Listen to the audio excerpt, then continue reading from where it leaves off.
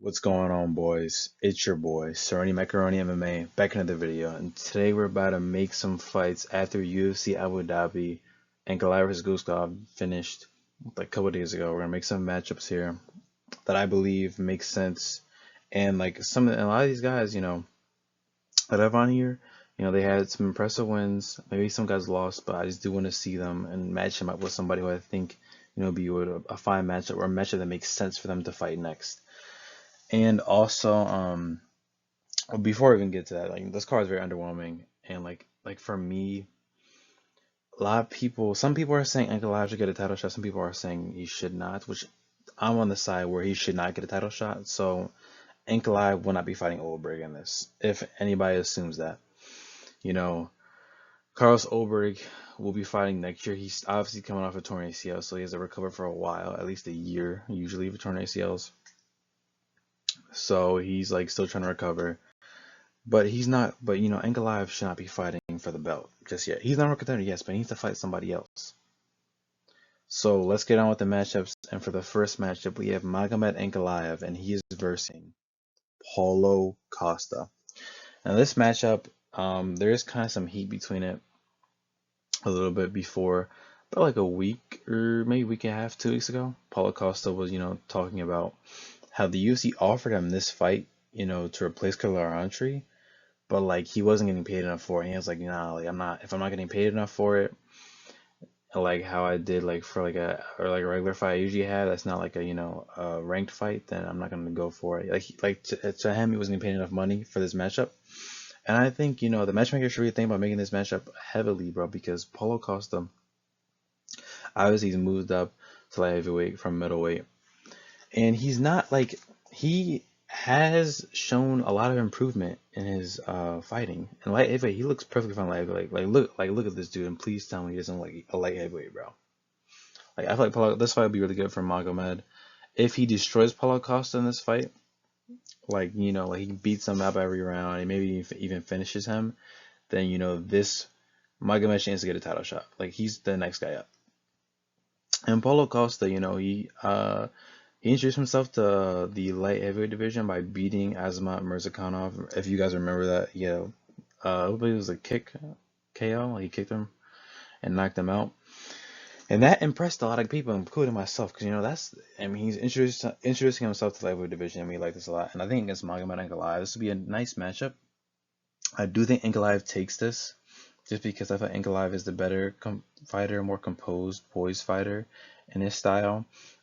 And I do think with the fight, like the fight got to the ground, I think Magomed could do a pretty good job keeping Paulo Costa on the ground. But I feel like when Magomed uses his wrestling, he's using it because his opponent either is like outstrike him or he's like kind of like the Guskov fight. He pulled out the wrestling just because Guskov was really just like counter striking him and not really initiating fighting with him.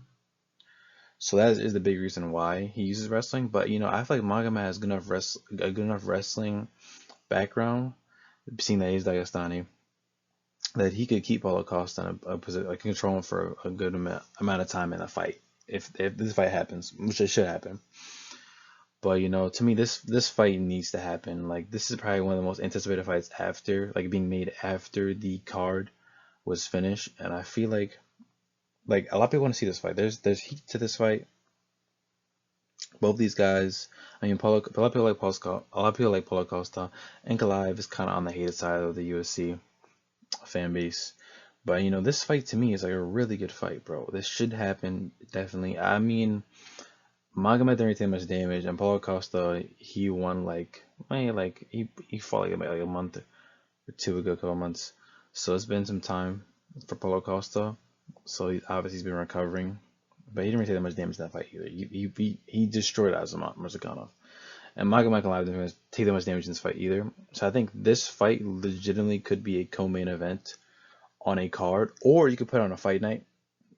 But I feel like this fight perfectly fits on a main card of a numbered UFC event. On a fight night main event, that'd be cool too. But I feel like you really need to bolster the main card around this fight, because this is a really good matchup. But I would like to see some numbered event. Maybe 332, 333. It could headline an event, because this could be the interim belt. as well, just for now until there is a until someone fights Olberg, and I think whoever wants this fight should fight Carlos Olberg. If Costa wins this, he's number contender easily. Just be number contender. He should fight Olberg instantly. If Maga wins this, he fights Olberg whenever he's ready to fight. So I think who wins this fight Olberg, and I think this is one of the best matchup you can make out of all the matchups to make from the aftermath of this card. Anyways, let's move on to the next matchup I made here. That being Bogdan Guskov versus the winner of whoever wins Reiner de Ridder versus Roman Dolidze. And I do think, obviously, Bogdan Guskov did not look impressive in his fight against Ankalaev. And we know this guy's a killer. We know he's really good. We know he finishes opponents. We know he has a lot of power in his strikes. He's a killer. His nickname is the Hitman. Obviously, in this fight with Ankalaev, he's not show what he usually does. I mean, maybe he was off. He was off in that fight. Don't know. I feel like he's trying to be like too careful in this fight, in that fight against Ankalaev. Which is fair. Ankalaev is a dangerous guy on the feet for sure. But I feel like you really need to, pressure him. Strike with him. Don't just run from him. But Ryan de Ridder versus Roman Dolidze is happening in Sacramento, and a fight night card. And this fight will be in the light heavyweight division. Both of us are moving up for sure. Like Ryan de Ridder, his last fight, I'm pretty sure he did lose his last fight, and that was against Kyle Barallo. I'm pretty sure. Yeah, I'm pretty sure he fought Kyle Barallo, and I forgot what card that was on, but I know that fight was pretty close. But Kyle Barallo won that fight pretty, not easily, but it was obviously won that. And Roman Dolidze is on a losing streak as well. But whoever wins this fight should versus Bogdan Guskov, and I do think Bogdan Guskov finishes both these guys. I mean, obviously it wasn't shown at the Ankalaev fight. Like if that was your first time ever watching Bogdan Guskov fight, please don't take what you took from that fight and put it into this matchup. Whoever he fights in this. Because Bogdan Guskov is generally a really good fighter and a really good striker, and he's a lot of power to him. And I do think, to me, Dolidze versus Reiner de Ridder, I'm gonna take Reiner de Ridder to win that fight. And Guskov versus Reiner de Ridder, he's going to beat Reiner de Ridder, in my opinion. I think if he wins this matchup against whoever, in my opinion, I think Reiner de Ridder is gonna come out on top of this fight. If he wins this matchup, he's going to move in the rankings for sure. And I think Bogdan Guskov could potentially contend for the light heavyweight belt in the future. Give it like a year or two, I would say, bro, because this guy on the, he's getting up there in age. Like he's not out of his prime, but like he's like up there in age. Like he'll be close to like 36, 37 soon, bro. So, and at that point, you kind of like guys are kind of winding down their career for most fighters. So I want to see him move up quickly, and then maybe he could fight Ankalaev again if that ever happens. We don't know what's gonna happen in the future. So I'm not totally sure, but whoever wins this matchup should fight Guskov, and then should get ranked if they beat Guskov for sure. But anyways, let's move on to the next matchup I've made here. We have Steve Erceg versus Edgar Chairez. Now, obviously, Steve Erceg is coming off a very bad finish, knockout by Ramazan Temurov, who just battered him. Steve Erceg was trying to, at one point, he was trying to he took Temurov down, but Temurov is so, he's so brolic, he's kind of quick that he's got right back up. Like, Temurov is going to strike on the feet with you. And Steve Erceg, he's really couldn't comprehend the power that he's receiving from Temurov in that fight. And I was like, I was devastated for my guy, bro. Like Steve Erceg is one of my favorite fighters, bro. And when he was on that run to get the belt, the flyweight belt, I was rooting for him. I wanted him to be Pantoja. But anyways, just getting into it. Edgar Chairez is the number 15th ranked fighter in the division, flyweight division. He beat Bruno Silva, he brutalized him. He finished him badly, and took his ranking at number 15. Edgar Chairez is another guy who's very good. This guy has grappling ability, but the real thing you want to take away from his fighting style is his fighting on the feet, bro. This guy is relentless. He's an aggressive fighter. And I do think Steve Erceg is going to have a lot of trouble in this fight, against a guy like Edgar Chairez. But I do think Steve Erceg could out-grapple him on the, like Steve Erceg is a really good grappler, bro. Really good. He knows how to take people down. He knows how to keep them there in a position and hold them there. Maybe you try to submit them. And on the feet, when it comes to striking, like Steve Erceg's main priority would be to take down Edgar Chairez in this fight for sure. Because Edgar Chairez is so dangerous on the feet, you got to take him down and try to submit him. But Edgar Chairez can grapple though. But it's not just say he's like a guy just gets taken out easily. He can grapple. And he has solid takedown defense too. But I do think Steve Erceg could win this fight and definitely take down Edgar Chairez and beat him up. Because Steve Erceg, jumping on the rankings, man, like he's a good fighter, but like it just sucks to see guys, who are once contenders for the belt and their own respective divisions and just fall off kind of. Like he was on a win streak before, just lost to Temerov. But like this would be a good bounce back if he beat Edgar Chairez. And Edgar Chairez is an upcoming UFC prospect who I definitely believe can move in the rankings for sure in like a short span of time. Just give him matchups, bro. That's all it is. Give him matchups, and he can beat a lot of guys who are ranked above him. I believe this guy is special. But hopefully, I do believe Steve Erceg can win this fight just by the grappling ability of Steve Erceg, really. And whoever wins this fight, is gonna move up. If Edgar Chairez wins this fight, he's gonna move Erceg probably all the way down to 15, man. Honestly, or he go unranked. It's very possible. But anyways, let's move on to the next matchup we've made here. That being, Ramazan Temurov versus Asu Amabayev. This fight needs to be made very soon. Very soon. Because Temurov barely took any damage in his last fight against Erceg. Barely any damage. And I think this fight to me can end very quickly. One, that being Temurov with the extreme crazy power he has on his feet, the way he throws his overhand right jabs over on people, his overhand rights, it's crazy. Power he has, unlimited. But the problem with Temurov is that he gasses out pretty quickly, and I'm not too sure about his grappling ability against a guy like Asu Amabayev, who's a really good grappler. He was coming for a win against Charles Johnson, or ranked Charles Johnson in the flyweight division. Originally, Temurov did call it Lonnie Kavanaugh. But like he should not be fighting a guy who's number what is he, like number 8? No, not yet. Too high. It's like number 8 or number 7, something like that. Too high. Don't want that. I do think Leonard Kavanaugh would beat Ramazan Temurov as well. But Temurov's problem is really like he gasses out. He can gas out pretty quickly. I think Asim Abayev is really gonna have him move around on the mat, in the octagon. That if hopefully this fight does happen. With how good he is at his grappling ability, his grappling is really good. We saw him submit Charles Johnson with like what was it? Stretch submission, which is crazy. That's rare to see. This guy is really good.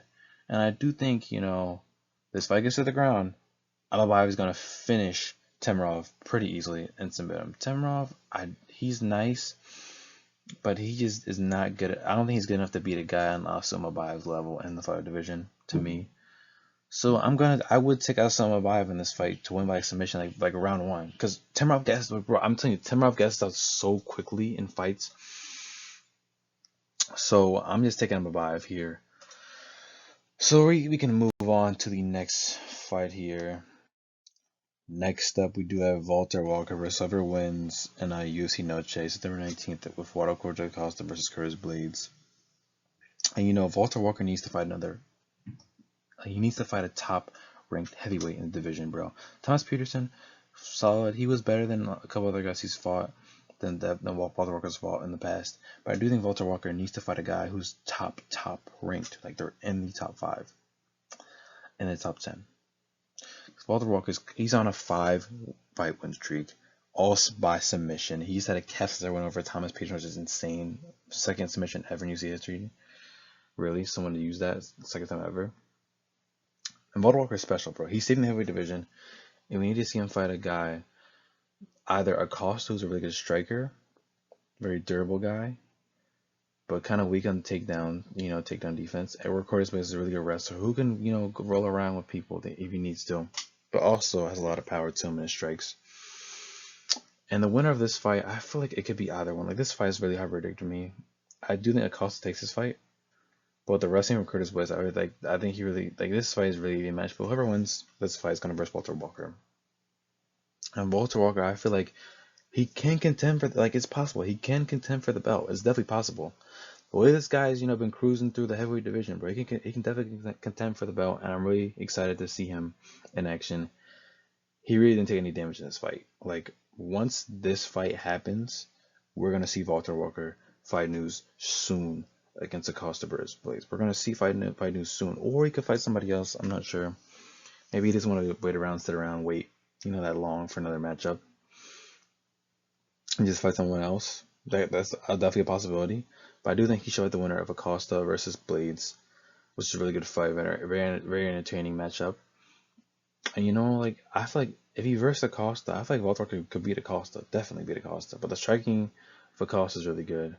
But with Blades, I feel like Walter might have a harder time. But if he submits either of these guys, this dude is definitely a contender for sure. Contender in the heavyweight division. Because Walter Walker not only could he beat these guys, he beats a lot of the guys in heavyweight who are maybe slightly ranked above him or like ranked below him. Right now he's number 13, but he's gonna move up soon because he just won a fight against Thomas Pearson, and he's on a tear in the division right now. He's on a tear, and I think if whoever he faces in this, whoever wins this fight, he is going to move up a lot, and definitely, he could fight Hokit, he could fight Aspinall. Like, you don't even know who he could fight next, bro. This dude is a contender for sure, bro, and he has a very good chance of beating these guys for sure, for sure. Now let's move on to the next matchup we've made here. Next up, we have Rizvan Kuniev, and he just came off of a very, very impressive win on Tyrell Fortune. He's a very tough guy, very durable guy in the heavyweight division. Fortune was ranked number 9, Kuniev ranked number 8. Kuniev should move up like a good 2 spots, maybe 1 spot, because he did, dominate Tyrell Fortune in this fight. He utilized so many kicks in that fight, just battered him, used so many knees, just destroyed his ribs, his face. Did a lot of damage to Tyrell Fortune, who's probably going to be out for a while after that fight. But I do think Rizvan Kuniev should fight Sergey Spivak in his next matchup. Sergey Spivak is ranked above him, I'm pretty sure. But this is a good fight. This is definitely a good fight for Kuniev to go against. Spivak is not really a guy like... He is coming for one against Ante Delija, but he did lose to guys like Waldo Cortez Acosta and Halton Almeida. Like, Sergey Spivak is a top guy in the heavyweight division who I do like. Not a bad fighter, but I do think